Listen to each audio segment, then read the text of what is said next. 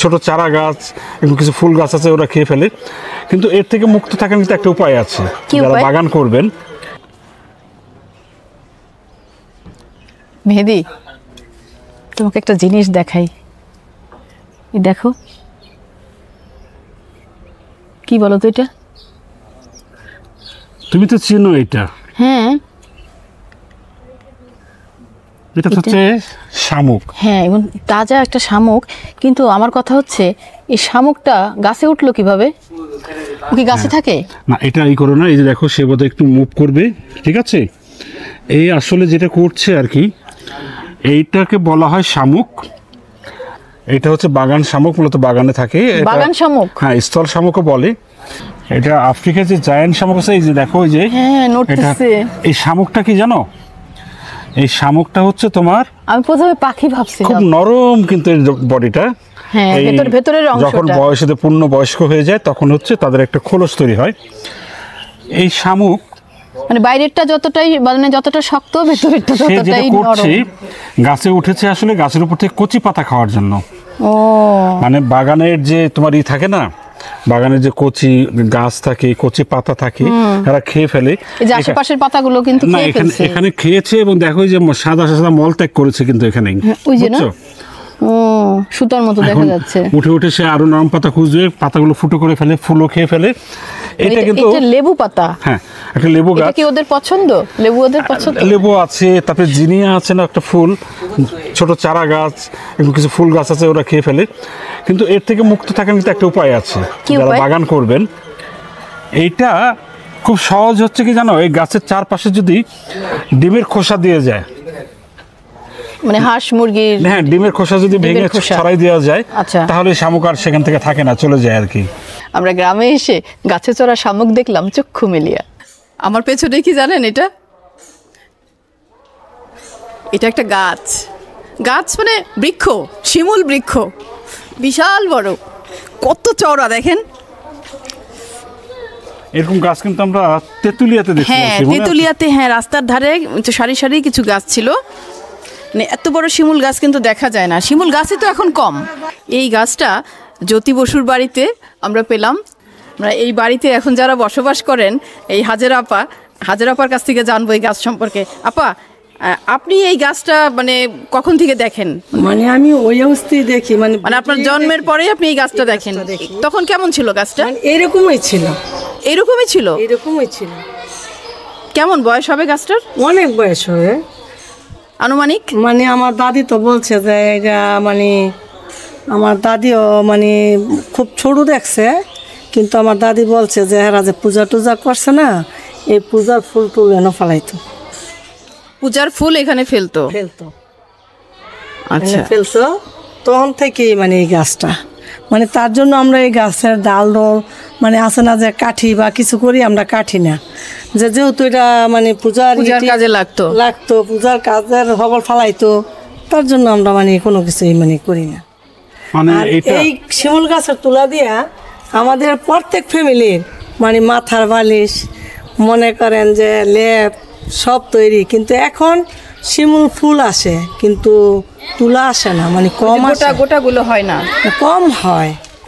ওই যে পাশে একটা দেখা যাচ্ছে শিমুল গাছ, ওইটা ছোট, কিন্তু এটা তো বিশাল বড়। কিন্তু ওইটার থেকে বিচি পড়ে ওইটা হয়েছে। কিন্তু সুই কি জানো, মানে শিমুল তুলা এর গুণাগুণ বলে শেষ করা যাবে না। হ্যাঁ, শিমুল ফুল তো নাকি খাওয়া যায়। শিমুল ফুল খাওয়া যায়, হ্যাঁ। জাপানে এবং চীনে খুবই জনপ্রিয় সবজি হিসেবে এটা খায়। আর দ্বিতীয়ত হচ্ছে ফুল খাওয়া যায়, ফল থেকে যে তুলাটা হয়, যে তন্তুটা, এটা কিন্তু খুবই অর্গানিক, ন্যাচারাল। এই তন্তুটা হচ্ছে শিমুল তুলার বালিশ শরীরের জন্য, মাথার জন্য ভালো, বিশেষ করে শিশুদের, বাচ্চাদের যে বালিশ বানানো হয়, কম্বল বানানো হয়। একসময় তো বাংলাদেশে তোমার শিমুল তোলারই ছিল না, শিমুল তোলা দিয়ে তো কম্বল বানাইতো, লেপ বানাইতো আর কি, সবকিছু তৈরি হতো লেপটপ সব শিমুল তুলা দিয়ে। এবং শিমুল তুলায় ঘুমাইলে কি হয় জানো? কি হয়? অনেক আরাম। আরামটা কেন? হ্যাঁ, শিমুল তুলার ভিতর দেওয়া হচ্ছে বাতাস যায়, অনেক বাতাস করে, শরীর কখনো হয় না। যাদের অ্যালার্জি সমস্যা আছে, তারা শিমুল তুলার বালিশে কিংবা শিমুল তুলার যদি লেপ গায়ে দেয়, তাদের অ্যালার্জি সমস্যাটা চলে যাবে। শুধু তাই না, মাথার নিচে থাকে, বাতাস যায় বলে ঘুমও খুব ভালো হয় শিমুল তলায়। এবং শিমুল গাছ এই যে শীতের মধ্যেই তো হবে, তাই না? আর কিছুদিন পরেই শিমুলের ফুল আসবে, এবং একটা শিমুল গাছ থাকলে আপনি দূর গ্রাম থেকে কিন্তু দেখা যায়, অনেক অনেক উঁচু হয়। হ্যাঁ, এবং পুরো যে শিমুল ফুলগুলো পড়ে থাকে না নিচে, শিমুল তলার আরেকটা বড় বৈশিষ্ট্য কি জানো? কি? অন্য কটন কি অন্যান্য সুতির ইসের মতো তুলার মতো এই তুলাটা আজকে কুচকে যায় না। মানে শিমুল দেখবা যে তোর মনে আছে ছোটবেলায় শীত আসার আগে কিন্তু আগে বালিশ রোদে দিত, হ্যাঁ বালিশ লেপ সব রোদে দিত, তুলাটা না ফুলে গিয়ে আবার আগের জায়গায় চলে যায় না, মানে চুপসে গেলেও রোদে দিলে সে আবার আগের জায়গায় ফিরে যায়। আর শিমুল তুলার কিন্তু আরেকটা মানে শিমুল গাছের আরেকটা গুণ আছে, সেটা হচ্ছে যে বীজটা হয়, মানে তুলার ভিতরে যে ছোট ছোট বীজ, ওই বীজটা হচ্ছে চূর্ণ করে অনেক রোগ সারানো যায়, বিশেষ করে যাদের অ্যালার্জি সমস্যা আছে, চামড়ার রোগ আছে, ঠিক আছে। এবং ওই গুঁড়া মানে পাউডার, আমাদের কাছে থেকে ওই পাউডার যদি খাওয়া যায় তোমার গুঁড়া করে, সেই পাউডার হচ্ছে শরীরে শক্তি বাড়ায়। মানে শিমুলের বীজ থেকে যে পাউডারটা হয়, হ্যাঁ হ্যাঁ শক্তি বাড়ায়, নানা ঔষধি গুণ এটা, হ্যাঁ অনেক ঔষধি গুণ আছে। হ্যাঁ এদের গাছও তো অনেক ওষুধ হয়। এবং এরকম একটা তুলা গাছ থেকে যদি এটা বয়স্ক হয়ে গেছে, হ্যাঁ অনেক পূর্ণ বয়স্ক একটা শিমুল গাছ থেকে যে পরিমাণ তুলা পাওয়া যায়, তুমি কি জানো? মানুষের তো পোশাক মানে তুলার চাহিদা তো মিটবে, কাপড় তৈরি করা যাবে এর থেকে। আরেকটা বড় ব্যাপার হচ্ছে অর্থনৈতিক একটা বিশাল ভ্যালু আছে, যেটা আমরা তেঁতুলিয়াতেও বলেছিলাম যে এই গাছ থেকে যদি শিমুল তুলা বের করে পরিপূর্ণভাবে কিছু সার দেওয়া যায় গাছের নিচে ফল আসার আগে, তাহলে কিন্তু ফলন ভালো হবে। আপা কেমন হবে বয়স এটার? 100 বছরই হবে, 100 বছরের উপরে, বিল্ডিং এর সমান সমানই হবে। এই যে আমাদের আম গাছটি, আচ্ছা তার মানে আমরা বলতে পারি যে আমরা জ্যোতি বসুর বাড়িতে এসে এরকম শতবর্ষী শিমুল গাছ দেখলাম চক্ষু মেলিয়া। সবুজ। আমরা আছি এখন, মেহেদী হাসান বলে দেই কোথায় আছি? হ্যাঁ অবশ্যই বলো। আমরা আছি এখন আরিয়াল বিলে। আরিয়াল বিলে। আরিয়াল বিলকে বলা হয় বাংলাদেশের দ্বিতীয় বৃহত্তর বিল। এইটা হচ্ছে আসলে যেটা বলা হয়, অনেকগুলো নাম আছে আরিয়াল বিলের, অনেক পোশাকি নাম আছে। এই বিলটার একটা আয়তনটা বলে দিয়েছি, 136 বর্গ কিলোমিটার, কিন্তু প্রতি বছরই মানে বিলটা এই 136 বর্গ কিলোমিটার হচ্ছে যখন পানিতে টইটুম্বর থাকে, চারিদিকে পানি, মাঝখানে দ্বীপের মতো একটু একটু বাড়িঘরগুলো, এই 136 বর্গ কিলোমিটার এটা কমে আসে শুকনো মৌসুমে। আর যেটা হলো কমে যাওয়ার আরেকটা কারণ বর্ষাকালে বেড়ে যায়। হ্যাঁ কি এখানে অনেক উঁচুতে প্লেন যাচ্ছে, সেই শব্দটা পাচ্ছি, পাখি ডাকতেছে অনেক। মানে আপনাদেরকে না বিল সম্পর্কে বলার আগে একটু চারিদিকে একটু ঘুরিয়ে দেখাই। হ্যাঁ, বা একটু আমাদেরকে একটু জানাবেন যারা আমাদের লাইভটা দেখছেন যে সাউন্ড ক্লিয়ার আছে কিনা। না ক্লিয়ার আছে, একদম ক্লিয়ার আছে না? তারপর একটু কেউ জানালে একটু ভালো হয়। তারিকুল ইসলাম বলেছে, আপা আপনি কোথায় এখন? আমরা এখন আরিয়াল বিলে। হ্যাঁ এতক্ষণে হয়তো জেনে গেছেন। হ্যাঁ কেমন আছেন দিদি? আমরা ভালো আছি, শ্রী পলাশ মৈত্র। আচ্ছা আমরা আজকে মূলত বিল নিয়ে কথা বলবো, আর পরিবেশটা একটু দেখাই আপনাদেরকে চারদিকে। আমরা খুব সকালে চলে আসছি বিলে। আমি একটু ক্যামেরার অ্যাঙ্গেলটা চেঞ্জ করি। হ্যাঁ এই পেছনেরটা হচ্ছে, এই যে দেখেন এটা হচ্ছে বিলের পেছন দিকে। এখানে একটা নির্মাণ কাজ চলছে, একটা ব্রিজ হচ্ছে, বিলের মাঝখানে একটা রাস্তা। এই যে দেখেন রাস্তাটা এই যে ওখান থেকে চলে আসছে, বিলকে এফোর করে দিয়ে একটা রাস্তা, এখানে নির্মাণ শ্রমিকেরা থাকেন। এটা হচ্ছে গাদিঘাট, মানে ওই শ্রীনগরের গাদিঘাট। গাদিঘাট বিখ্যাত হচ্ছে ফসলের জন্য, কারণ এখানে পাইকারি বিক্রি হয় নাকি শ্রী? আচ্ছা যে ওটা আসি পরে। এই যে দেখেন এটা হচ্ছে আরিয়াল বিল, আরিয়াল বিলের একটা অংশ এটা। আর এই জায়গাটা হচ্ছে একদম এই রাস্তার, মানে শ্রীনগর থেকে যে গাদিঘাটের যে রাস্তাটা আসলো এটা একদম শেষ এখানে। তো এরপরেও আরো যাবে, যখন ব্রিজ হয়ে যাবে তখন এটা আরো দূরে চলে যাবে। ব্রিজ নিয়ে আমরা একটু কথা বলবো। তারপর যেটা হলো যে এই যে দেখেন এই পর্যন্ত বাড়িঘরগুলো চলে আসছে, এটা নিয়ে কথা বলবো। এখন আমরা চলে যাই যে আমাদের মূল লাইভে।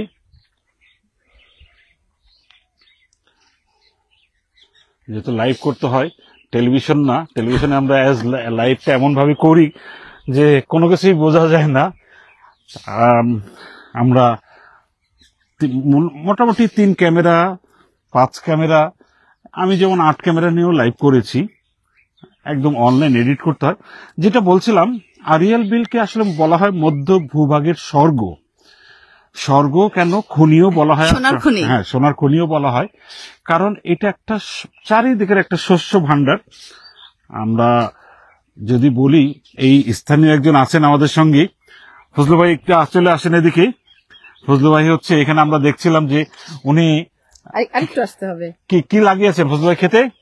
ওই তো লাউ ছাড়া মিষ্টি কুমড়া এগুলো পানি বুনে দিলাম। আরেকটু এদিকে আসেন ফজলু ভাই। সেটা হচ্ছে যে আমাদের ফজলু ভাই একজন কৃষক এই আরিয়াল বিলের। একজন আরিয়াল।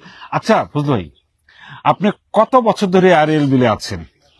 আমার বয়সের অনুসারে আমি কমু মনে করেন যে আমার বয়স তো মনে করেন যে এই প্রায় 45-এর মতন, প্রায় কাছাকাছি। 45-এর মতো কাছাকাছি। মানে আপনি জন্ম থেকেই আরিয়াল বিলে আছেন। হ্যাঁ। আচ্ছা, সেই ছোটবেলায় আরিয়াল বিলটা কেমন দেখেছেন, এখন কেমন দেখেছেন একটু বলেন তো। না, আগে আরো ভালো ছিল, আগে তো আরো অনেক ছিল। কি ছিল? ওই যে আপনি পুঁটি মাছ নিয়ে কি যেন একটা গল্প করছিলেন, ওটা একটু বলেন তো।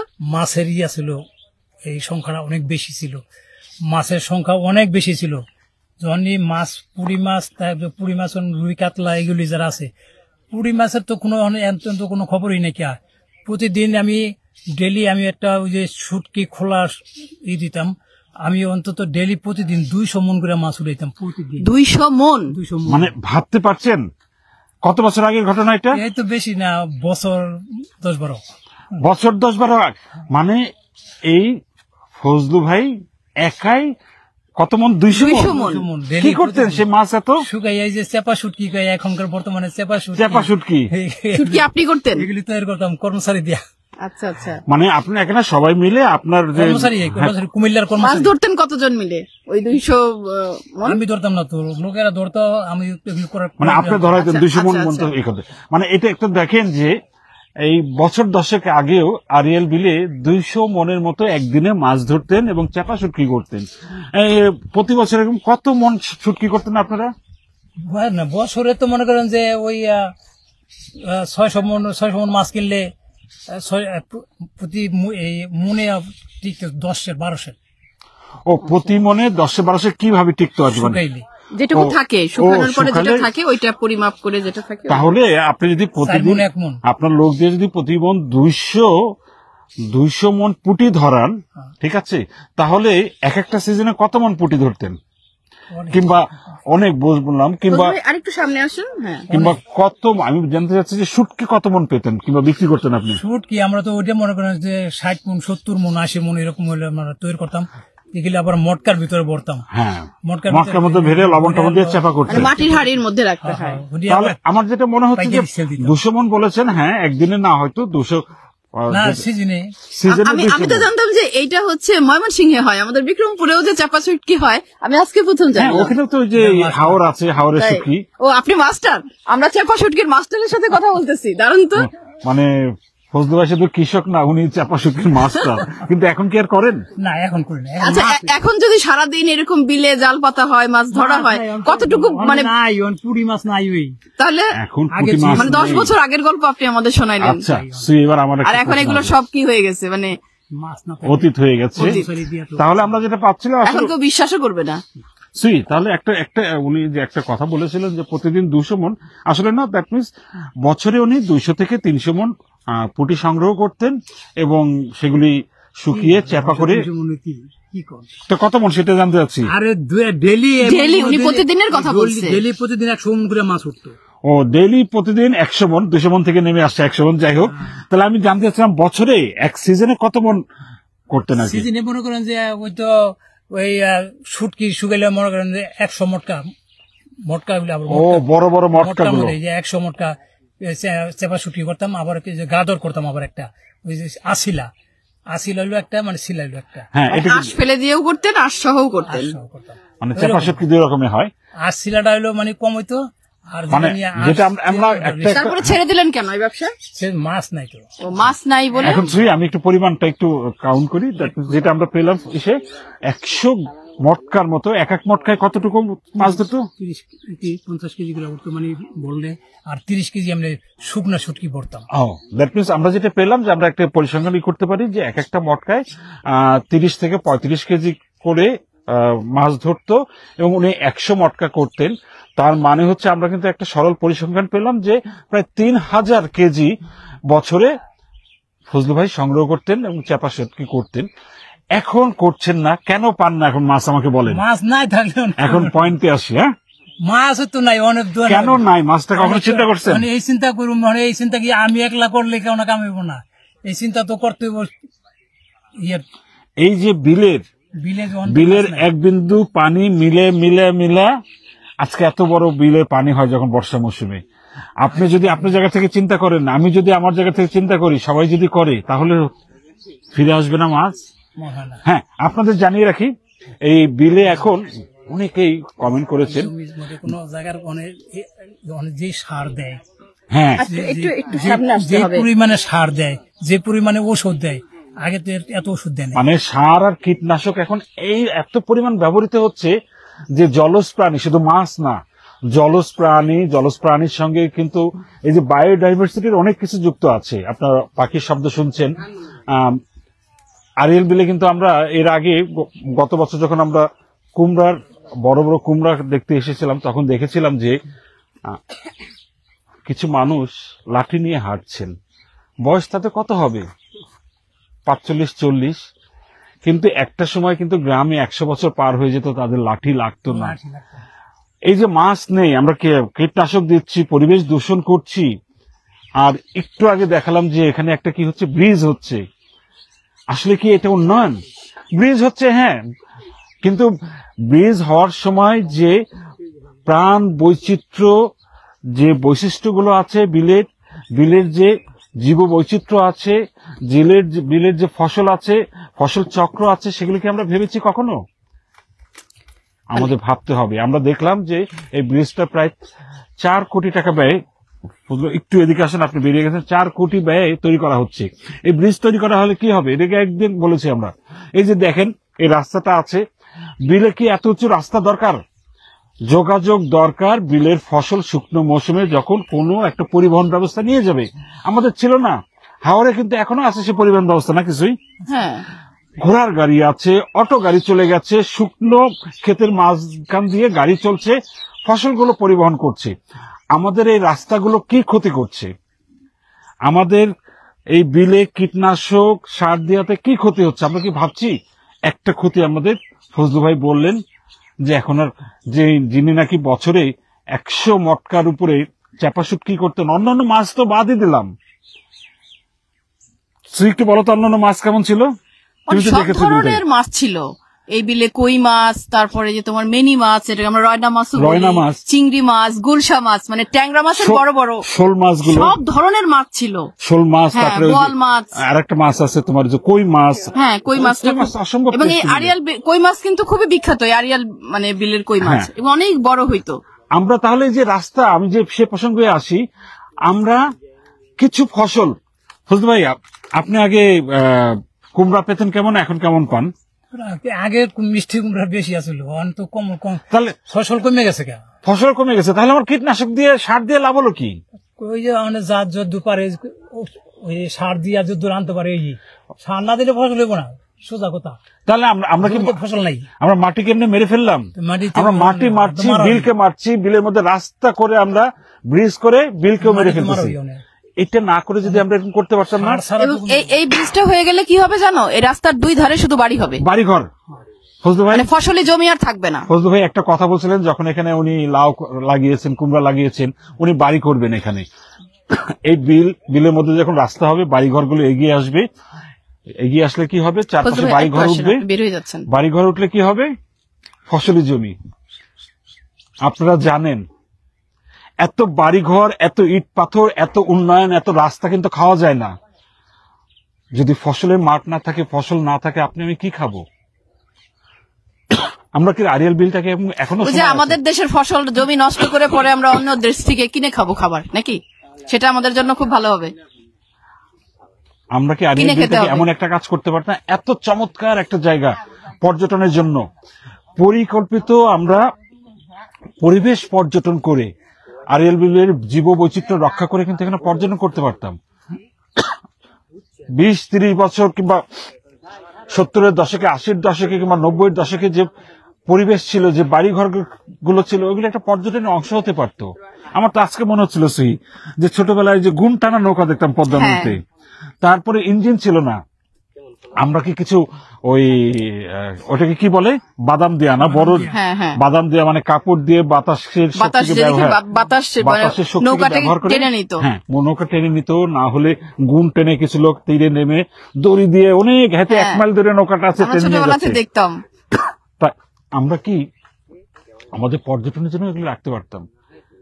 আজকে পৃথিবীর অনেক দেশ, আমরা প্রুভড, পৃথিবীর অনেক দেশ তাদের আদি প্রাণ বৈচিত্র্য রক্ষা করেছে, জীব বৈচিত্র্য রক্ষা করেছে, আর আমরা শুধু ধ্বংসই করতেছি। আমাদের উন্নয়ন বলতে বুঝি আমরা ইট পাথর আর 4 কোটি ব্যয়ের বিল ধ্বংসের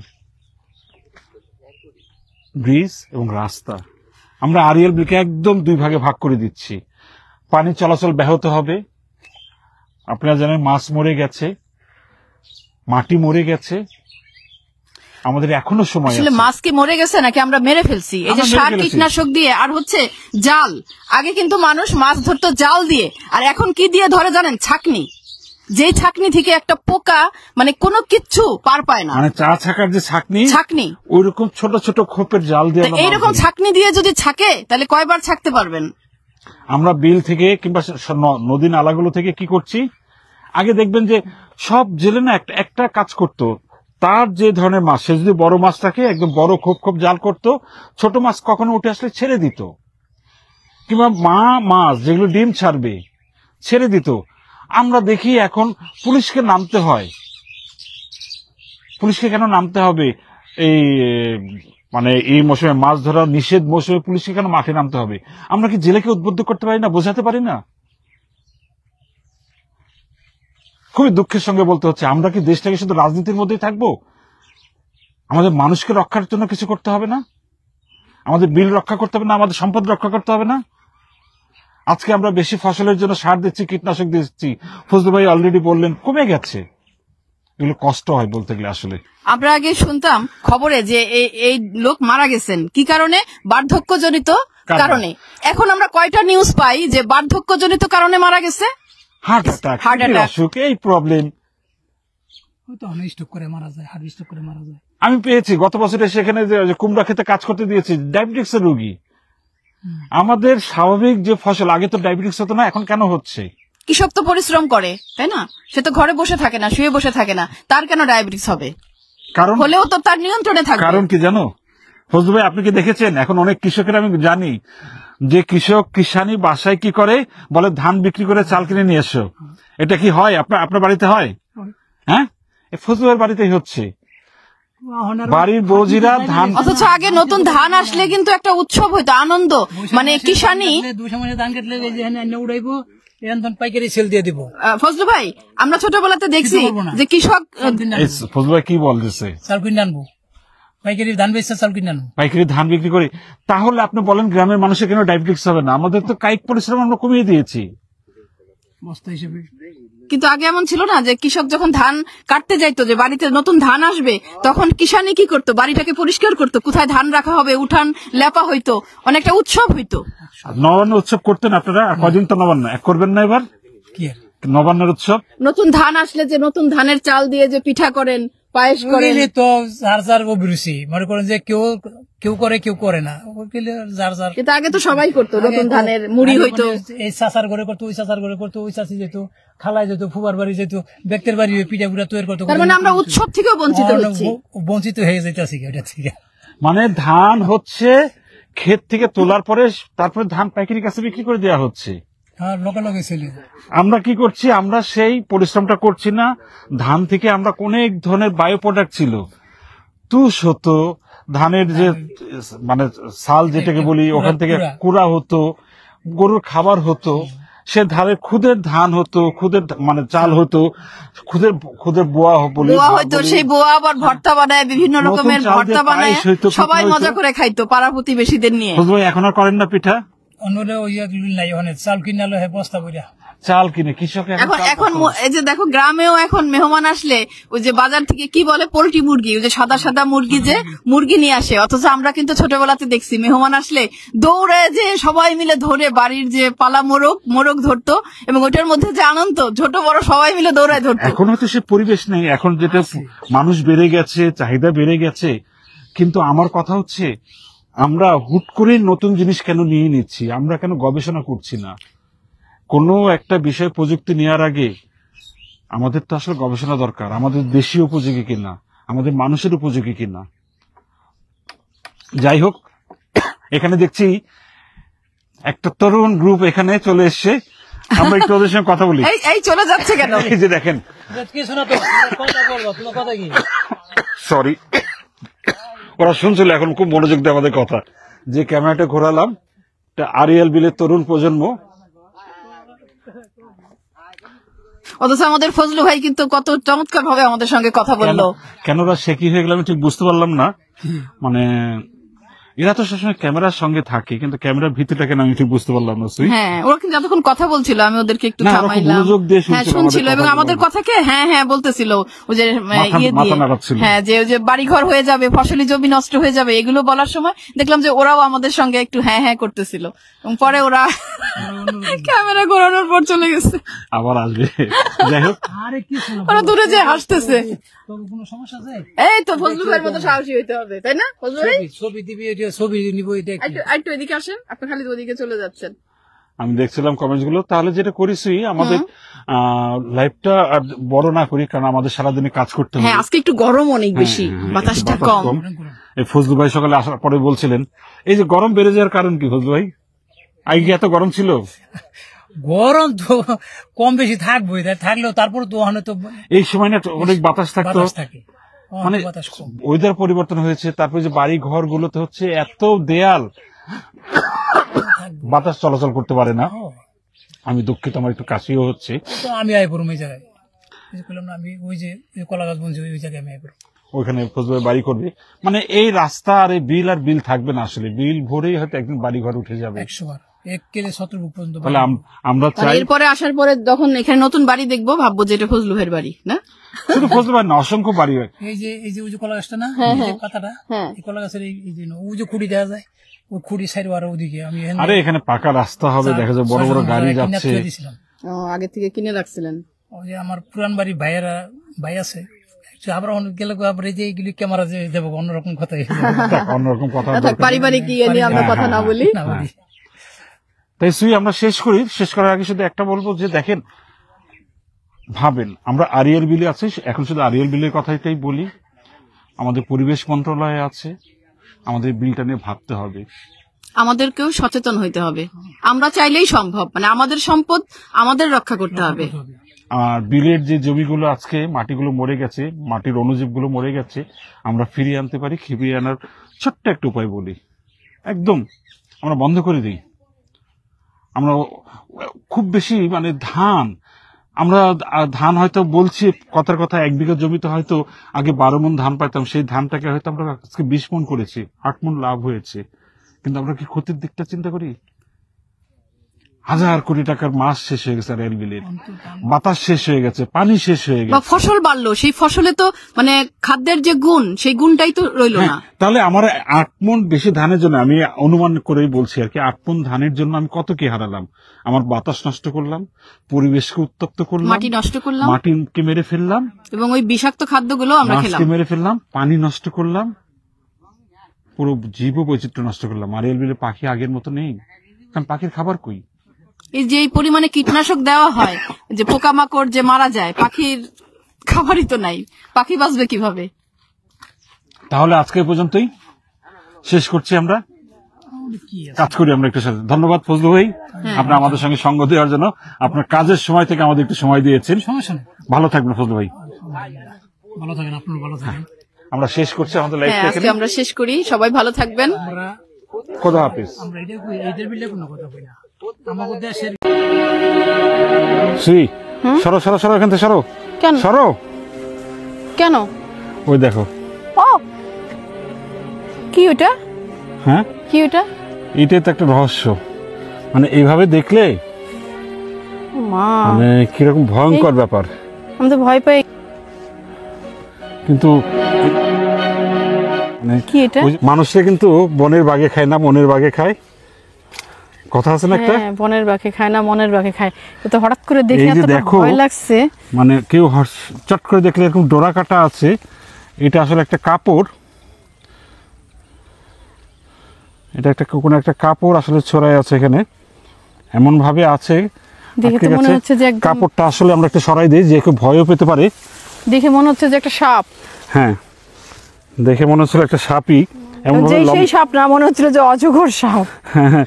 লম্বা একটা সাপের মতোই মনে হচ্ছিল। দেখো, হ্যাঁ, হঠাৎ করে মানে সাপের চামড়াও মনে হতে পারে যে সাপে বোধহয় খোলস পাল্টাইছে, মানে চট করে এরকমও মনে হয়। কেউ দেখলে মনে করতে এরকম একটা কিছু আর কি। আমি তো তাই ভাবছি। ওই যে আরো, ওই যে ওইটা দেখো, ওইটা আরো বেশি। মাই গুডনেস, এটা কি কেউ ইচ্ছা করে রাখছে কিনা জানি না। আমরা আরিয়াল বিলে আইসা বনের না মনের বাঘ দেখলাম চক্ষু মিলিয়া। এদিকটা আসো, এই ঘরের থেকেই দেখো একদম দূর, মানে দরজা খুললেই আরিয়াল বিল। এবং কি দিগন্ত। চমৎকার না? কি বিক্রমপুরের ঘর দেখতে আসছো? হ্যাঁ, বাড়িটা দেখো কি সুন্দর, একদম ওই যে টিপটপ বলে না, একদম টিপটপ ছোট্ট পুরো একটা বাড়িটা। হ্যাঁ, কাঠের ছোট্ট ঘর। একটা বাড়ি। বলো তো, এই বাড়ির বয়স কত? এই বাড়ির বয়স কত হবে? 20-25। 20 বছর। ওই যে বললেন ওখান থেকে একজন। 20 বছর? ও, আমি 20-25 কার বলছি। ঘর এটা? আপনার বড় ভাইয়ের ঘর এটা? হ্যাঁ হ্যাঁ। আচ্ছা, 20 বছর হয়েছে বাড়িটার বয়স না? আচ্ছা, আমি 25 একটু বেশি বলে ফেলছি। কি কাঠের ঘর এটা? লোহা কাটার ঘর। লোহা কাঠের ঘর, কিন্তু দেখে মনে হচ্ছে একদম নতুন। নাসি, হ্যাঁ, আমরা চলো একটু বাড়িটা একটু ভেতরটা দেখি। হ্যাঁ, আমরা এটা কি মানে কার ঘর বলেন? বড় ভাই ওহাব ভাইয়ের ঘর। ওহাব ভাইয়ের ঘর। আপনার ঘর? আমার গুরু যে পাশে। আপনার কিসের ঘর? আমার লোহা কাটার ঘর।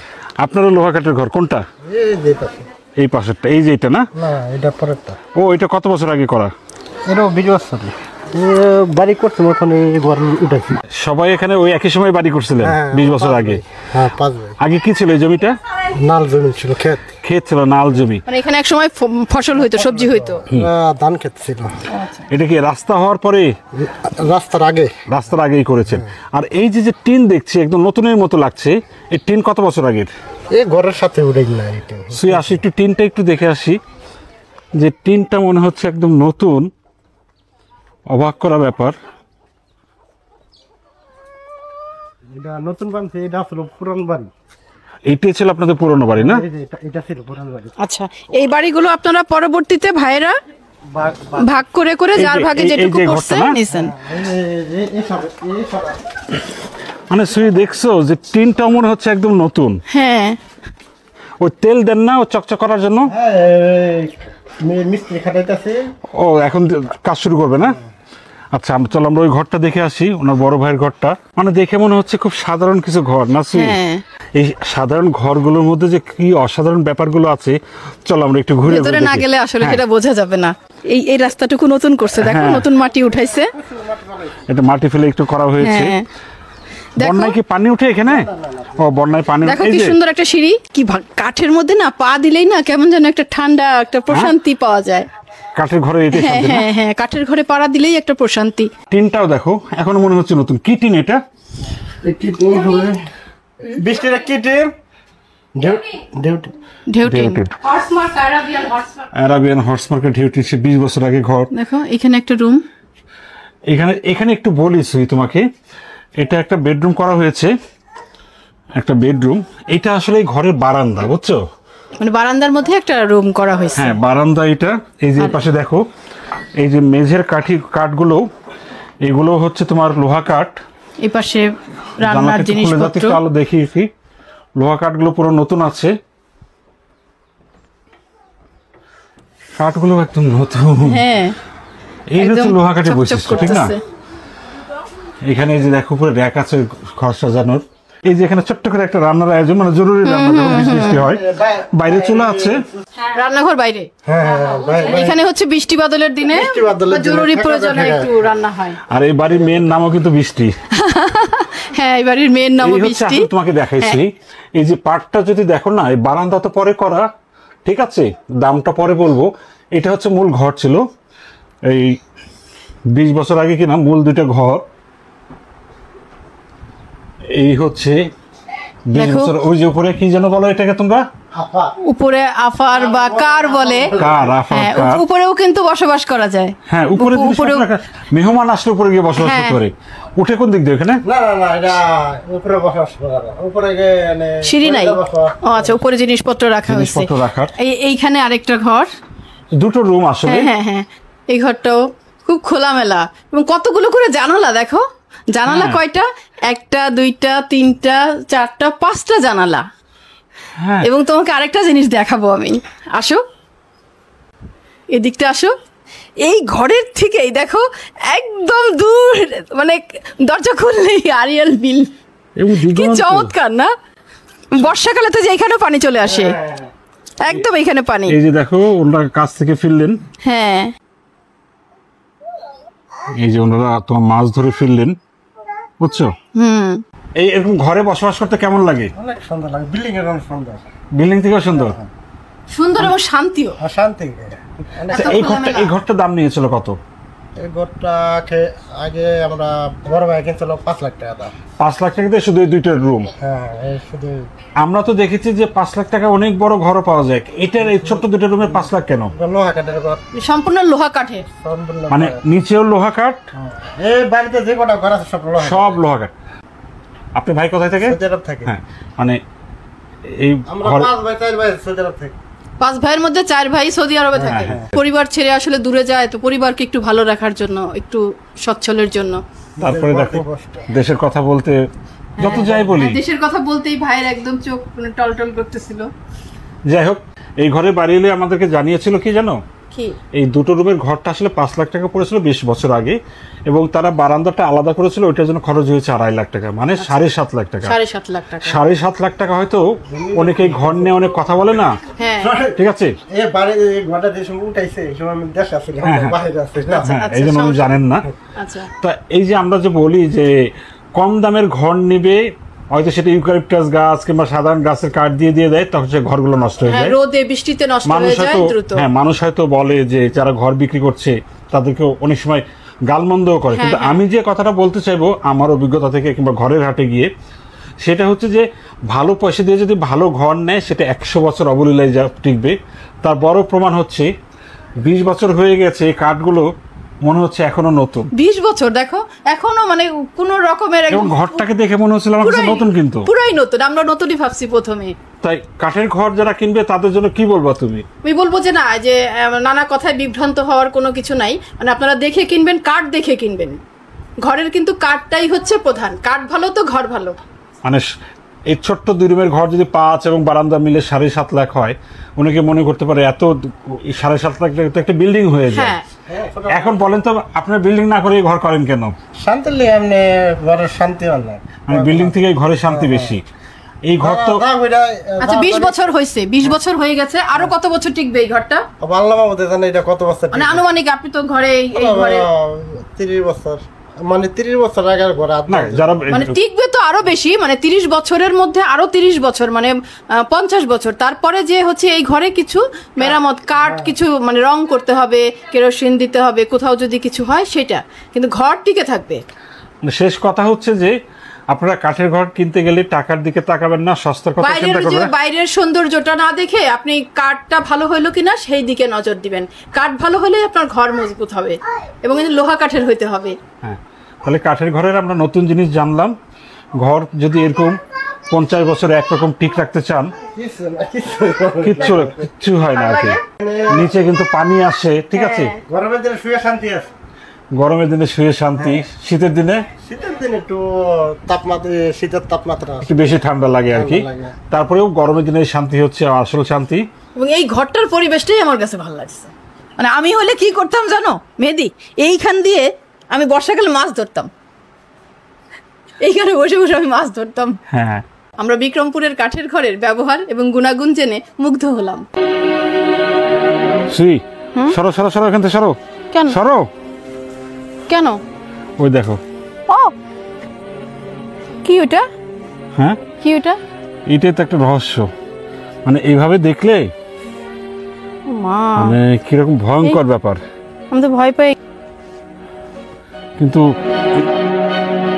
মানে কি এটা? মানুষে কিন্তু বনের বাঘে খায় না, মনের বাঘে খায়, কথা আছে না একটা? হ্যাঁ, বনের বাঘে খায় না, মনের বাঘে খায়। তো হঠাৎ করে দেখে এই যে এতটা দেখো, ভয় লাগছে।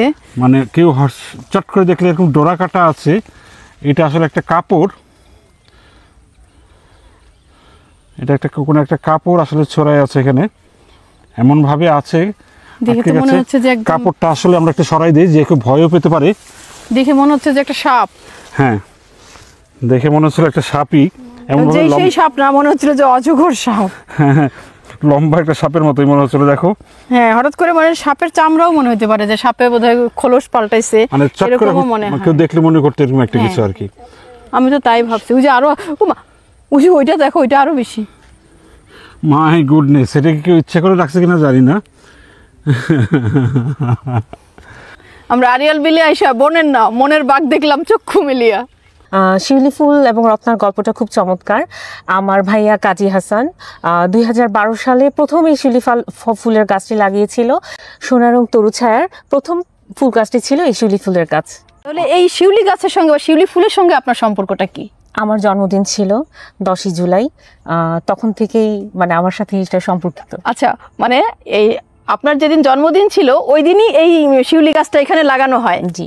তার মানে 13 বছর আগে আপনার জন্মদিন ছিল, ওই দিনই এই শিউলি গাছটা রোপণ করা হয় এখানে? জি। আচ্ছা, 13 বছরে কিন্তু অনেক মোটা হয়ে গেছে এবং ফুলগুলোও কিন্তু বেশ বড় বড়। সাধারণত এত বড় বড় শিউলি ফুল দেখা যায় না। আমি গ্রাম আপাকে দেখলাম চক্ষু মিলিয়া।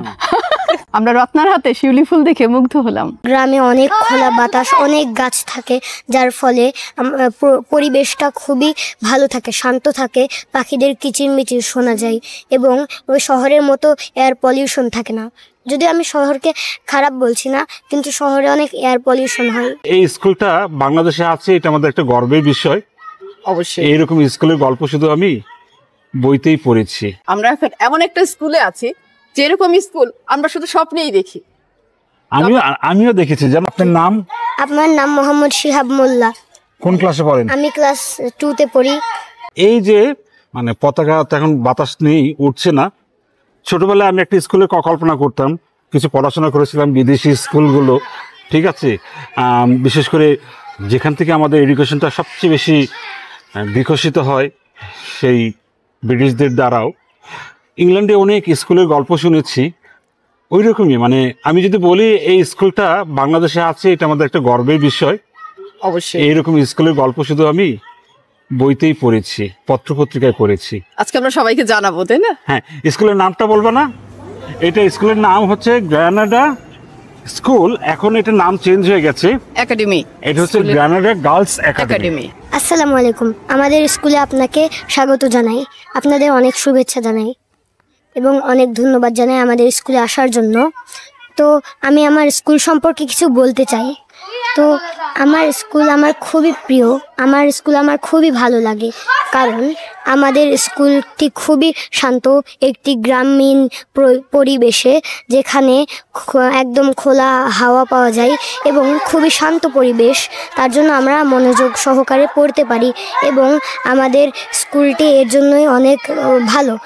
এবং এবার যদি বলি যে পড়াশুনোর দিক থেকে কিছু বলি, তাহলে আসলে আমাদের পড়াশুনো আসলে খুব ভালো হয়, কারণ আমাদের যে সকল টিচার্স শিক্ষকেরা এবং শিক্ষিকারা খুবই মনোযোগ সহকারে এবং যত্ন সহকারে পড়ান।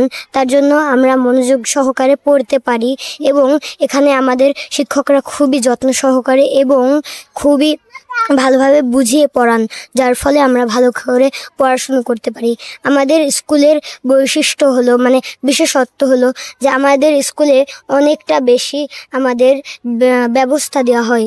যেমন আমাদের পুষ্টিকর, প্রোটিনযুক্ত, স্বাস্থ্যকর খাবার দেওয়া হয়, টিফিন দেওয়া হয়, যার ফলে আমরা স্বাস্থ্যকর থাকতে পারি, মানে খুবই ভালোভাবে থাকতে পারি আর কি, সুস্থ থাকতে পারি।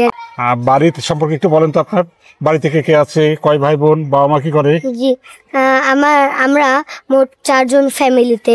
আমাদের বাসা ভাকুরতা এলাকায়, ভাকুরতা বাজারে। তো আমার বাবা আসলে টিটিসি টেকনিক্যাল ট্রেনিং সেন্টারে কাজ করেন, জব করেন। এবং আমার মা একজন গৃহিণী, হাউসওয়াইফ। আর ভাই বোন আছেন? জি, আমরা 2 ভাই। আমার একটি বড় ভাই আছে, ক্লাস 8-এ পড়ে। আপনার কি ভালো লাগে সবচেয়ে বেশি? আমার সবচাইতে ভালো লাগে ড্রয়িং করতে। কি ড্রয়িং করেন আপনি? আমি সাধারণত অ্যানিমে ড্রয়িং করি এবং মাঝে মধ্যে গ্রামের দৃশ্য আঁকাই, কারণ আমার গ্রাম খুবই প্রিয়। কেন গ্রাম প্রিয়? কারণ গ্রামে অনেক খোলা বাতাস, অনেক গাছ থাকে, যার ফলে পরিবেশটা খুবই ভালো থাকে, শান্ত থাকে, পাখিদের কিচিরমিচির শোনা যায় এবং ওই শহরের মতো এয়ার পলিউশন থাকে না। যদিও আমি শহরকে খারাপ বলছি না, কিন্তু শহরে অনেক এয়ার পলিউশন হয়, কিন্তু গ্রামে দূষিত বাতাস নাই। লাজিম, কেমন আছো তুমি? আচ্ছা, কোন ক্লাসে পড়ো তুমি? ক্লাস 3। ক্লাস 3? আচ্ছা, তুমি নাকি আমি শুনলাম স্কুলে নাকি যত প্রাইজ থাকে তুমি সব নিয়ে যাও, কিভাবে নাও? কি সুন্দর করে হাসতেছে। হ্যাঁ, কিভাবে নাও বলো তো? জিতে নেই। জিতে নাও না? কি খেলায়? খেলায় না। তাহলে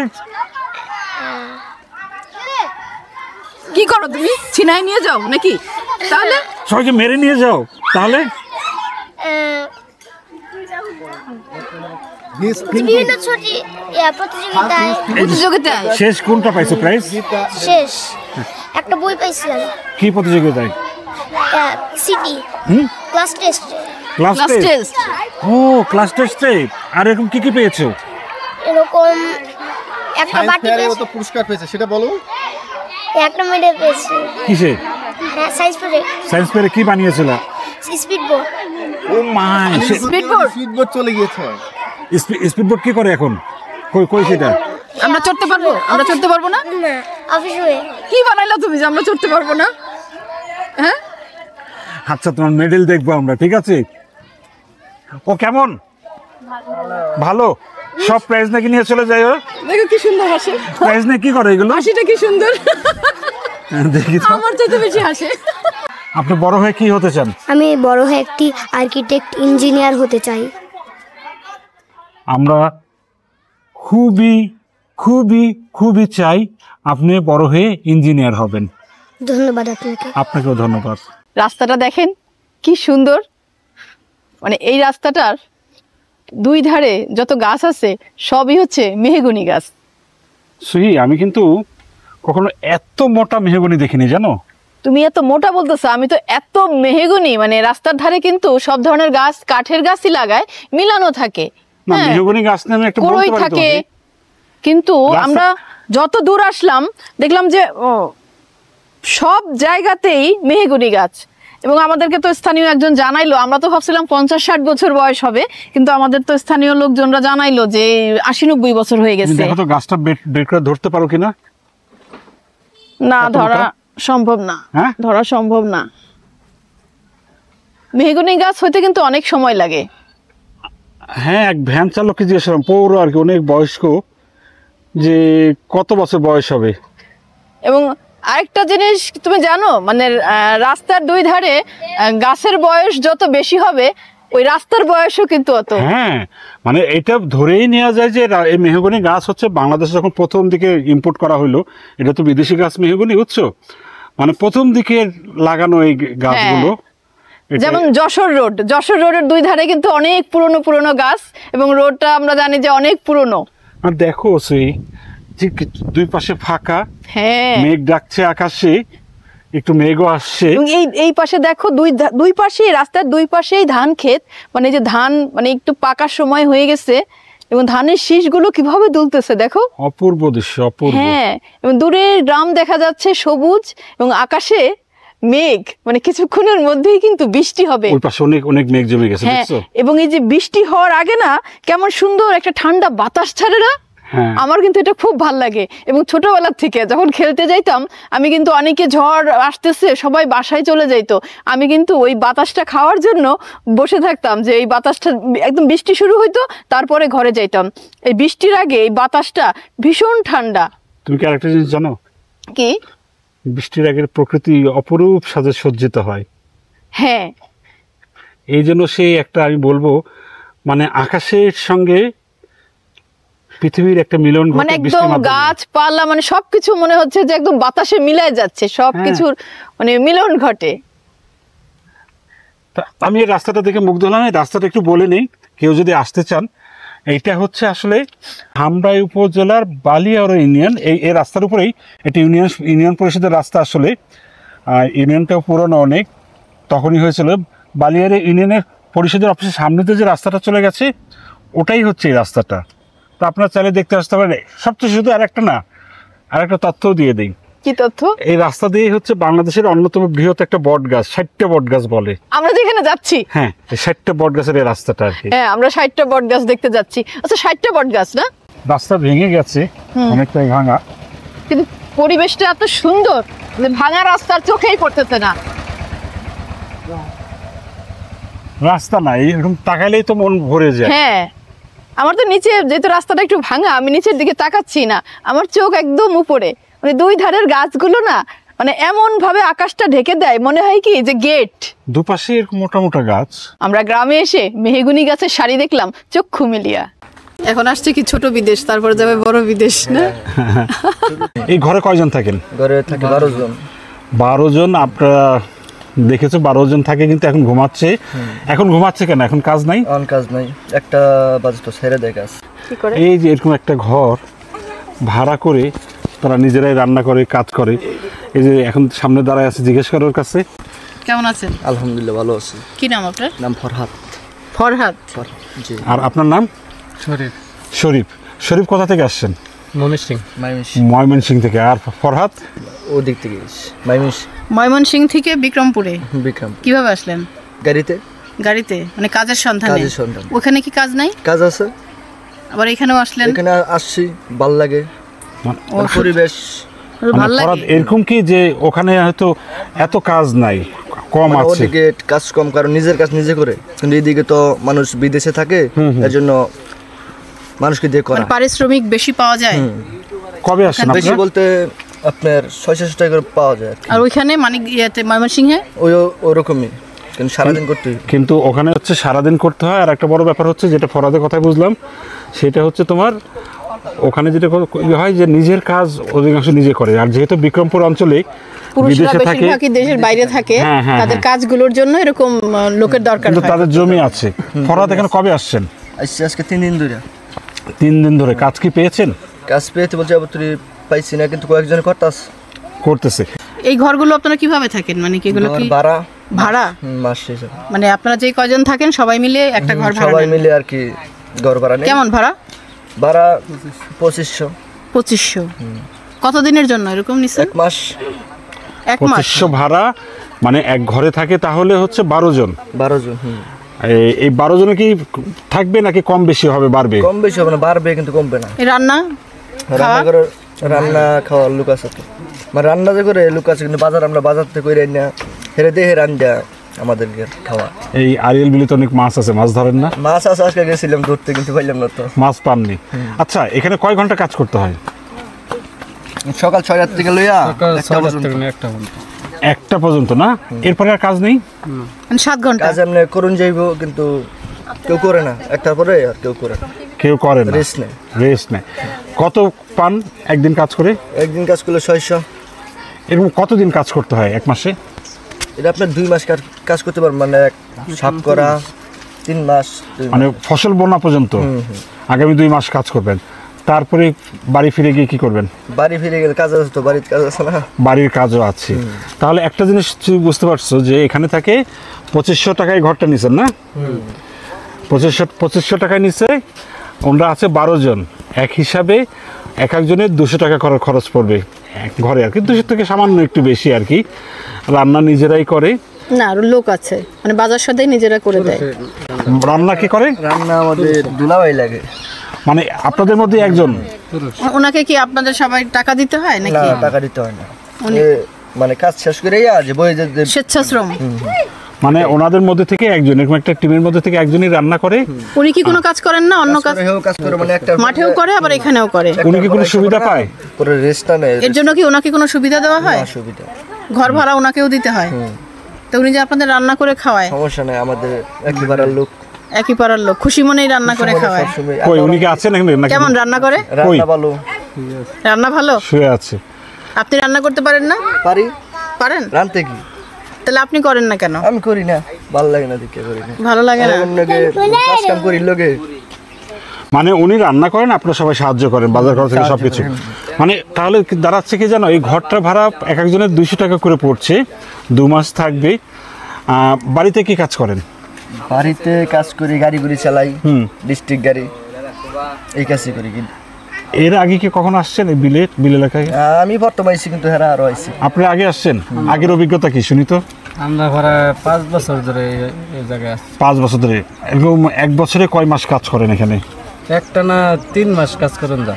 3 মাস। তারপরে আবার যখন ফসল কাটবে পরে ওসম আমরা যাই, ওসম অন্য দেশেতে রোক আসে, রংপুর এগুলো তো করি। মানে আপনারা শুধু বোনা মানে ক্ষেত তৈরি করে দিয়ে যান? আর ধান কাটার জন্য অন্য লোক আসে, মানে আপনাদের এলাকার থেকেই আসে? না না না, এটা রংপুর থেকে। আপনারা আসেন না কেন ধান কাটার সময়? আসেন আসেন, আঙ্গুর দেশে ধান কাটা লাগে, নিজেদেরই কাজ থাকে, নিজেরই কাজ করি। মানে এই যে অভিবাসী শ্রমিকদের জীবনের গল্পগুলো আসলে ঠিক আছে। বিদেশে যাবেন না? এখানে যেমন সবাই বিদেশে গেছে, বিদেশে গেছে ইনশাআল্লাহ, চেষ্টার মধ্যে সবসময় থাকি। পড়াশোনা, আমার ভাইয়েরাও বিদেশে আছে। পড়াশোনা করেছেন? পড়াশোনা করেছি। রাব্বির বাড়িতে কে কে আছে? বাড়িতে মা আছে, বাবা আছে, বোন আছে, বাইরের মধ্যে মেলকাই। এই যে যে টাকাটা ইনকাম হবে আপনাদের খরচের পরে, যে টাকাটা থেকে যাবে, এই টাকাটা কি করবেন? বাসায় দেই। বাসায় মানে কাকে দেন? বাসায় মা বাবা সবাইকে দেন। আপনি? আমরা ওই আব্বা আম্মাকে দিই। বিয়ে করেননি? বিয়ে করেছি। সংসার? একটা নেই। সন্তান আছে? যৌথ ফ্যামিলি। মেয়ে আছে একটা। আচ্ছা, এখানে কাজ করতে এসে কেমন লাগে? হ্যাঁ, সেই ময়মনসিংহ থেকে আসছেন, এটা বিক্রমপুর, মানে এই যে একটা ভিন্ন এলাকা, হ্যাঁ, অচেনা মানুষজন এখানে, মানে কেমন লাগে? ভালো লাগে। কোনো অসুবিধা কি হয়? অসুবিধা নেই। এলাকার মানুষ কেমন? এলাকার মানুষ ভালো, খুব ভালো। আপনার কি কোনো অসুবিধা হয়েছে? 5 বছর ধরে আসতেছেন? না না, কোনো সমস্যা নাই, ভালোই, মানুষের পরিবেশ ভালো আছে, তাই আমরা আসি। মানে এইটা হচ্ছে তোমার, মানে বাংলাদেশ থেকে অনেক শ্রমিক যায় বিভিন্ন দেশে কাজ করতে, তাদেরকে আমরা প্রবাসী বলি। আর এরা নিজ দেশের মধ্যেই এক জায়গা থেকে গিয়ে আরেক জায়গায় কাজ করছে। আপনারা কি আর কোন এলাকাতে কাজ করতে গিয়েছেন এর আগে? হ্যাঁ যাই। কোন এলাকায়? টাঙ্গাইল। টাঙ্গাইলেও যান? তখন কি করতে? টাঙ্গাইল ধান কাটতে যাই। তখন ধান কাটতে যান? মনে করেন হেরাই হেগর ঘরে থাকতে দেয়, 3 বার খাইতে দেয়। ধান কাটার সময় গৃহস্থই থাকতে দেয়, তার ঘরে 3 বেলা খাবার দেয়। আর কত করে দেয় তখন পয়সা? 700-800 সারাদিনের জন্য। হ্যাঁ, মানে হেরা নিজের মানুষ মনে করে ঘরে থাকতে দেয়। আর এখানে যেমন নিজেরই সবকিছু দৈনিক মজুরি হিসেবে কাজ করতে হয় এখানে। মানে এক এক জায়গার সিস্টেম এক এক রকম। কিন্তু আমরা আবার ওদিকে দেখলাম না, রেলওয়ের ওদিকে, ওই যে যখন ধান বুনছিল, তোমার ওই বাড়িওয়ালা থেকে বিল এনে খাওয়াচ্ছে তাদেরকে, থাকারও জায়গাও দেয়। মানে এক এক জায়গার এক এক কালচার, এক এক সিস্টেম আর কি। তো এই বিভিন্ন যে নিয়ম আছে, কোন এলাকার নিয়মটা সবচেয়ে বেশি ভালো লাগে? টাঙ্গাইল এলাকাটা, কারণ নিজের বাড়ির মতো করে রাখে।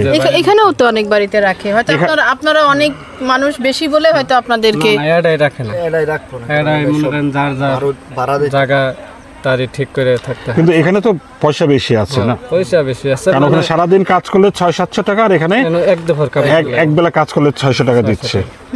সুবিধা তো এখানে অনেক বেশি। বিভিন্ন ধরনের এক এক জায়গায় এক একটা সৌন্দর্য আসলে জীবনের, বুঝছো?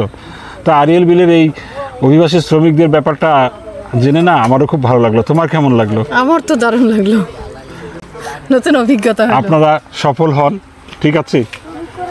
একদিন রাব্বি বিদেশে যাক, সেই আশাই করি। এখন আসছে কি ছোট বিদেশ, তারপর যাবে বড় বিদেশ, না? আচ্ছা, এই যে আপনারা যে রাব্বি চলে আসছেন, কিংবা আপনি যে আসছেন, তাই বলে না এই শরীফ কই, আপনার বাপ মারা জিজ্ঞেস করে, তখন কি বলে? কাজে গেছে, বিদেশে গেছে বলে না? বিদেশে গেছে, মানে এটা ছোট বিদেশ না? দেখ, তুমি ভালো বলছো এটা। আমি তো এই বিষয়ে অনেক আগে থেকেই জানি, যেহেতু আমি বিক্রমপুরের মেয়ে। হ্যাঁ, তোমার কাছে বিষয়টা কেমন লাগলো এই যে আরিয়াল বিলের শ্রমিকদের কথা শুনে? এই যে মানে ঘরের বাইরে কাজ করা মানে তো বিদেশ যাওয়া। আসলে বাংলাদেশ থেকে প্রবাসী হচ্ছে, কেউ বাইরে গিয়ে শ্রম দিচ্ছে, আর এরা কিন্তু মানে মাইগ্রেন্ট শ্রমিক। তা আমি কখনো এরকম দেখিনি যে শ্রমিকরা ঘর ভাড়া করে নিজেদের রান্নার আয়োজন করে তারপরে তারা মানে দিন মজুরি হিসেবে কাজ করছে, এবং এখানে পারিশ্রমিকটাও ভালো পাচ্ছে। এদের প্রয়োজন আছে বলে সেই খবরটাও তারা মূল্য আছে, হ্যাঁ মূল্য আছে, প্রয়োজন আছে, সেই খবরটাও তারা জানে আর কি, এবং চলে এসছে। এটা দেখে না আমার এই নতুন একটা দিক দেখে আমার নিজের কাছে আমি খুব মুগ্ধ হলাম। ধন্যবাদ রাবি, ভালো থাকবেন আপনারা। আমাদিগকে পিঠা খাওয়াইতে মা যে কত কষ্টই না করিতেন। মা ঢেকিতে 2-4 পাট দিতেন, আবার নামিয়া আসিয়া নোটের চাল নাড়িয়া চারিয়া দিয়া যাইতেন। ও ধান ভানি রে ঢেকিতে পার দিয়া, ঢেকি নাচে আমি নাচি হেলিয়া দুলিয়া, ও ধান ভানি রে। আমি যেই ঢেকিতে পার দিলাম, এই ঢেকিতেই পল্লী কবি জসিমউদ্দিনের মা চালের গুঁড়া করতেন। এই ঢেকির ঘরেই মায়ের পিঠা বানানো নিয়ে কবির সুন্দর কিছু কথা লেখা আছে। আমাদিগকে পিঠা খাওয়াইতে মা যে কত কষ্টই না করিতেন। পিঠার চাল আলাইবার কেহ না থাকিলে তাহা গুঁড়া করা যায় না। মা ঢেকিতে 2-4 পাট দিতেন, আবার নামিয়া আসিয়া নোটের চাল নাড়িয়া চারিয়া দিয়া যাইতেন। এই রূপে প্রায় অর্ধেক রাত মা পিঠার চাল কুটিতেন। একটু বড় হইয়া আমি মাঝে মাঝে পিঠার গুঁড়া আলাইয়া দিতাম। তাকি মা আমাকে করিতে দিতে চাহিতেন। যদি আমার কচি হাতে চূর্ণের গুতা লাগে, অতি সাবধানে মা ঢেকিতে 2-4 পাট দিতেন। শীতকালের শেষ রাত্রে উঠিয়া মা পিঠা বানাইতে বসিতেন। পল্লী কবির মায়ের ঢেকি দেখিলাম চক্ষু মেলিয়া। দাদার কাছে শুনছি গল্প। হ্যাঁ, এখানে অনেক সিল ছিল, মানে সিলগুলো এখানে না, আমাদের এই জায়গায় না, সিলগুলো ভারত থেকে ছিল, ভারত থেকে আসছিল, আসার পর এখানে আমাদের ক্ষতি করছিল, সিল কাউন চান খাইছিল, তখন আমার ফসলের ক্ষতি করছিল। যদি কোনো মানুষ ভুলেও একটি চিল হত্যা করত, তাহলে আর রক্ষে নেই। দলে দলে ছুটে আসতো হাজার হাজার চিল। 6-7 দিন ধরে অত্যাচার চলতো নির্দিষ্ট ওই বাড়ির উপর। আমি এখন বসে আছি চিলমারি বন্দরে। আমরা কথা বলবো চিলমারি বন্দরের একজন মাঝি ইয়াকুব ভাইয়ের সঙ্গে। আচ্ছা, আপনি যে ছোটবেলাতে যেই বন্দর দেখেছেন, একটু আমাদেরকে একটু বলবেন। আমার বয়স ছিল তখন 8 থেকে 10 বছর। তখন এখান থেকে সিলমারির বন্দর এখানে ছিল না, সিলমারি বন্দর এখান থেকে 3 কিলো ফাঁকে ছিল। তখন এরা সব বাড়ি ছিল, আস্থা ছিল। তখন সিলমারি বন্দর ভাঙতে ভাঙতে এই পর্যন্ত আসছে। আসার পরে এখনো সিলমারি বন্দর আল্লাহ দিলে আগের সে কাজ শুরু হইতে। সিলমারি বন্দর যে আগে ফেরি ছিল, মালটা নামা তোড়া, বড় বড় জাহাজ ছিল, কোস্টার গোডাউন ছিল, সেই গোডাউনগুলো এখন নাই, সরকারি গোডাউন ছিল, আরও অন্য অন্য মাল ছিল। তো এখন আবারও ইনশাল্লাহ আবারও ফেরি চালু হয়েছে, ইনশাল্লাহ ফেরি চলতে আছে, যাত্রী যাইতে আছে, ট্রাক এখান থেকে পার হয়, রৌমারি যায়, রৌমারি থেকে ঢাকা যায়, ফের রৌমারি থেকে এদিকে আসে, ফের এখান থেকে ভুটান আসবে, মাল নামবে। তো ইনশাল্লাহ আমরা সিলমারি যেটা দেখছি আগের সে আশা করি সিলমারি বন্দর সব ভালো হবে। ভালো তখন আমাদের একটা হলো কি, নদী ভাঙার পর ভাঙতে ভাঙতে এই পর্যন্ত আসার পর, যাই আমরা নদী ভাঙা মানুষ। আমি এখান থেকে এই পর্যন্ত আমার বয়স 50-55 চলছে। তারপরও আমি 7বার বাড়ি ভাঙছি, 7বার বাড়ি ভাঙি আল্লাহ পাক আমাদের টিকি আছে, এখনো আছি, আমরা নৌকা চালাই, এটাই আমাদের ইনকাম। আমাদের নদী শহরের জমা জমিন সব ভাঙে গেছে। ভাঙার পর আমরা এখানে আসি, একটু জায়গা নিয়ে বাড়ি করি আসি, আমাদের ইনকাম নৌকা দিয়ে ইনকাম করি, এটা দিয়ে আল্লাহ চালাতে আছে। তখনকার বন্দর আর এখনকার বন্দরের মধ্যে পার্থক্যটা কেমন? পার্থক্য, এখনকার বন্দরটা মোটামুটি ভালো, কাজটা পুরো শেষ হলে বোঝা যাবে। তাইলে ফেরি আগের মতন যদি আপনাদের আগে বড় বড় ফেরি ছিল, আমরা যেটা দেখছি, ফেরি দেওয়ার জন্য আমরা এখান থেকে হাঁটি গেছি, তখন আর গাড়ি ঘোড়া ছিল না, রাস্তা এরকম পাকা ছিল না। তখন আগেরকার বন্দর মনে করো আপনার বড় জাহাজ ছিল, জাহাজ দেখতে গেছিলাম। তারপরে বড় ইন্ডিয়ান থেকে জাহাজ ছিল, বাহাদুর আমাদের ঢাকা থেকে জাহাজ আসছিল, মালটাল নামছিল।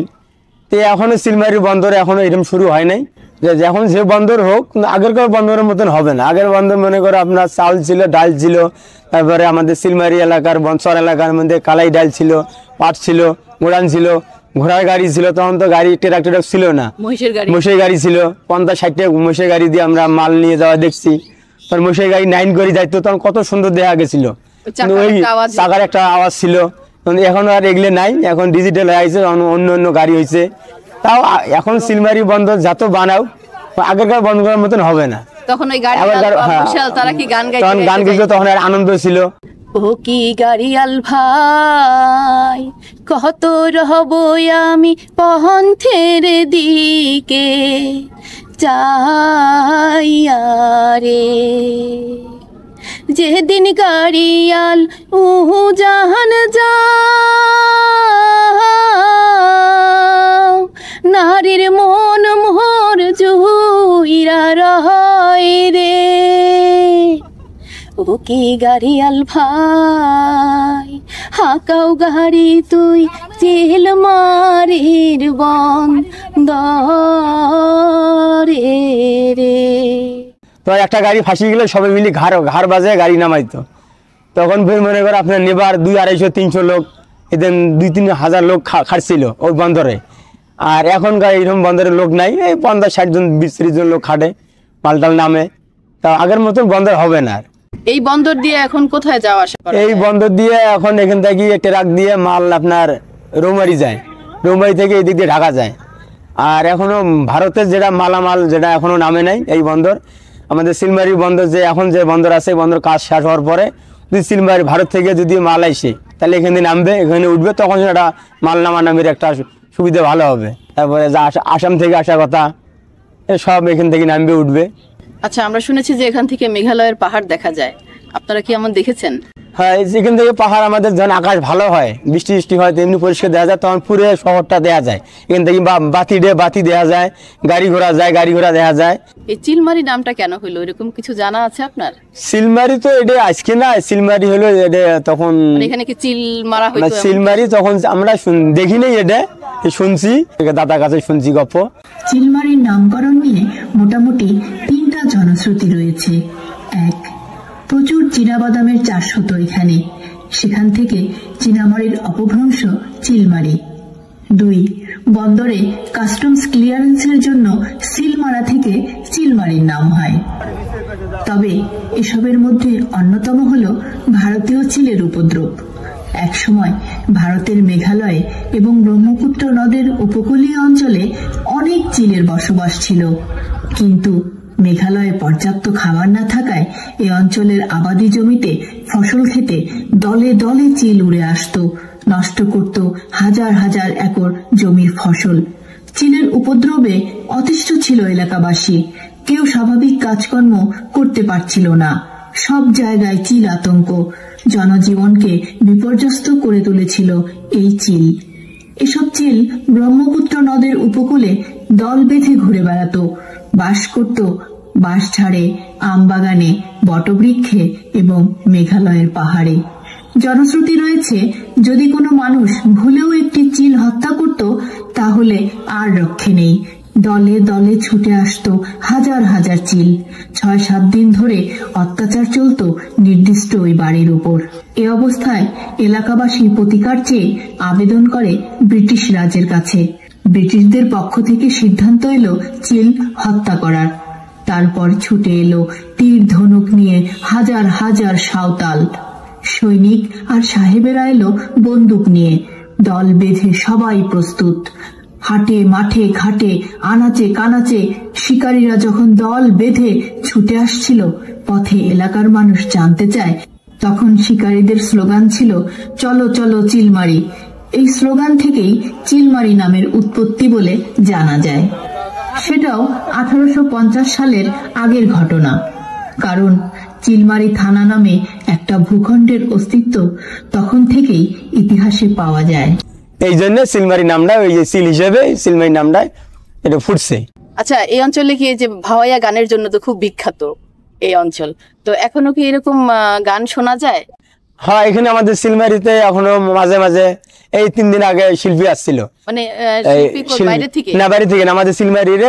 সিলমারি বলতে কি উলিপুর থানার, এরা নৌকা নিয়ে আসিয়ে ওই নতুন যে প্রজন্ম এরা এখন ওই গানটা চলচল করে। এখন সেদিকে নৌকা নিয়ে যায় এরা ঘুরি বেড়ায়, গানটা মোটামুটি এই সিলমারি নিয়ে গান নিয়ে আলোচনায় এরা। আমরা বন্দরের গল্প শুনলাম এবং ঐতিহাসিক চিলমারি বন্দর দেখলাম চক্ষু মেলিয়া। সুন্দরবনের সবচেয়ে ভয়ঙ্কর জায়গার মধ্যে আমি এখন দাঁড়িয়ে আছি।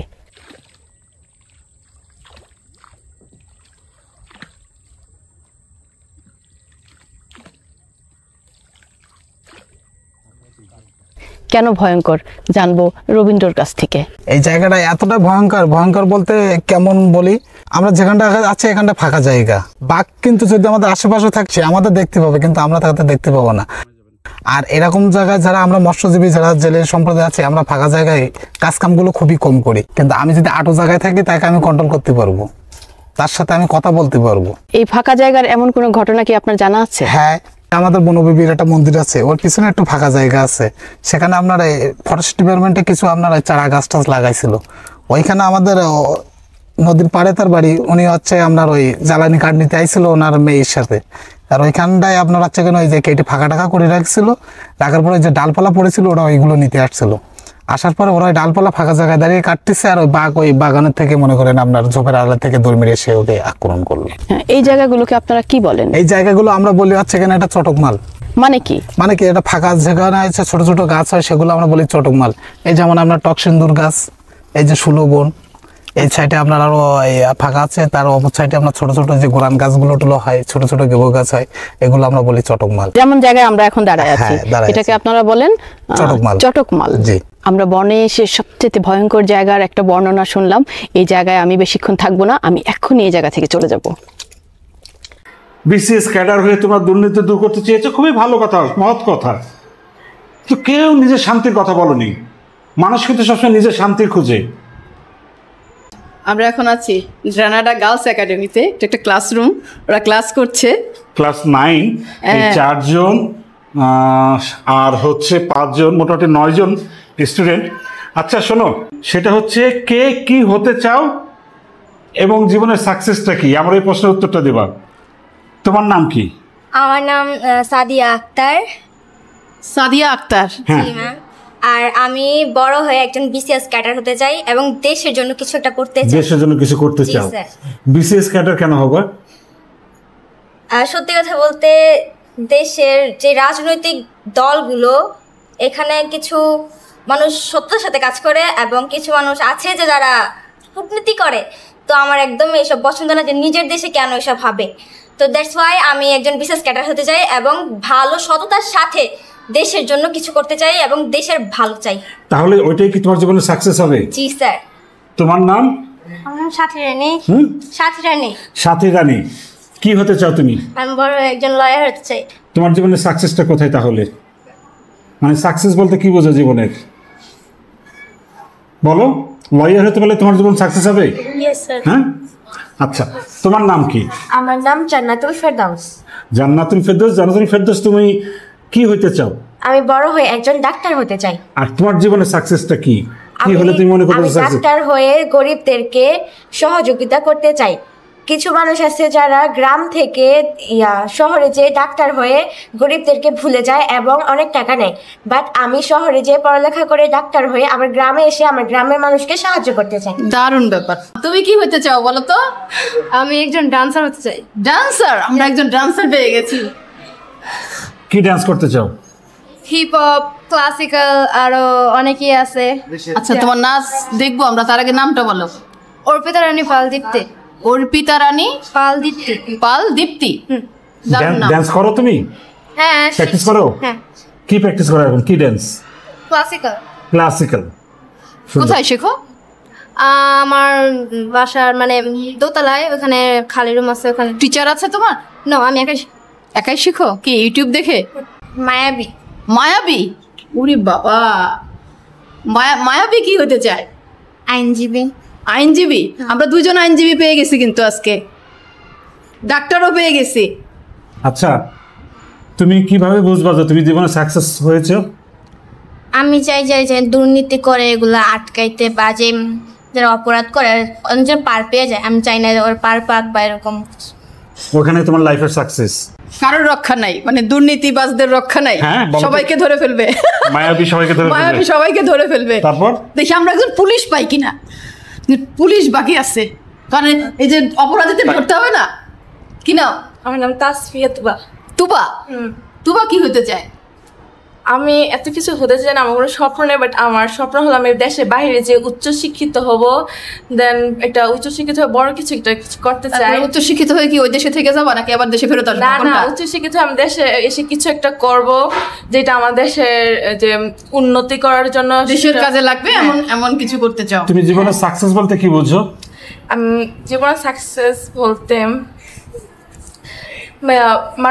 মানুষকে যে সেবা করা দেন, গরিবদের সাহায্য করে, এটাকে আমার সাকসেস। আমার অনেকে বলে না ও অনেক সাকসেস, জীবনে অনেক টাকা পয়সা করছে, বাড়ি গাড়ি করছে, না ওইটা সাকসেস না, কারণ যে জিনিসটা নিজে অর্জন করে বাট ওইটা সাকসেস না, যে কাজটা করে শান্তি পাওয়া যায়, হ্যাঁ ওইটা সাকসেস। যেমন আমি বড় হয়ে অন্য মানুষকে সাহায্য করি, এটাই আমার সাকসেস। Thank you. কি নাম? ফারজানা আক্তার। ফারজানা আক্তার, ফারজানা আক্তারকে দেখে আমার মনে হচ্ছে ও নিশ্চয়ই পুলিশ হতে চায়। দেখি কি হয়। নো, আমার টিচার হওয়ার অনেক ইচ্ছা। টিচার হওয়ার ইচ্ছা কেন? কারণ আমি আমার দেশকে সুশিক্ষিত করতে চাই। কোন বিষয়ে পড়াবা তুমি? আমি মানে বিজ্ঞান। বিজ্ঞান। আসসালামু আলাইকুম। ওয়ালাইকুম আসসালাম। আমি স্মৃতি মিত্র। আমার কি নাম? স্মৃতি মিত্র।